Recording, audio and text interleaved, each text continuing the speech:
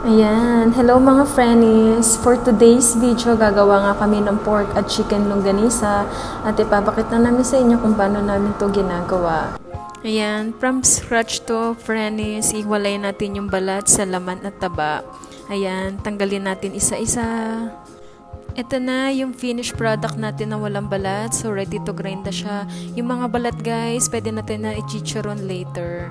So, ito na nga. Grind na natin. Ayan na guys. Excited na ako.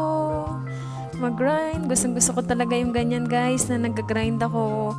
Sa paghalo ng mga ingredients, friends, ako mas gusto ko yung minimix ko siya sa isang bowl bago ko siya ilagay sa meat.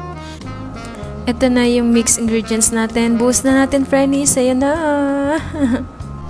Mix natin, friends. Ayan. Na may kasamang pagmamahal. Ano daw?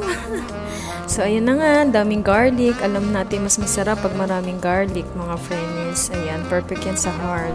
At after nga natin ma-exercise, friends, yung mga braso natin sa paghalo-halo. Lagyan na natin yan sa mga casing. Ito nga yung ginamit namin sa pork. Gumamit kami ng pork intestine, yung balat. At sa chicken naman, gumamit kami ng animal bone collagen.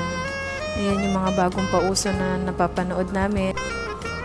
Ayan na mga friends, medyo malapit-lapit na tayo sa katotohanan. Ito na nga, nagtatali na tayo ng mga longganisa natin. Importante dyan, friends, pare-parehas ng mga laki at dahan-dahan sa pagtali at baka mabutas ang ating casing. Be careful.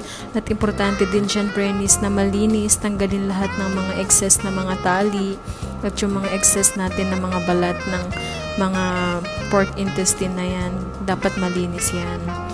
Yan. So, ikamada na natin na ganyan. At excited na akong mag-pack, mga friends. Ay, nako. Ayan. Approve.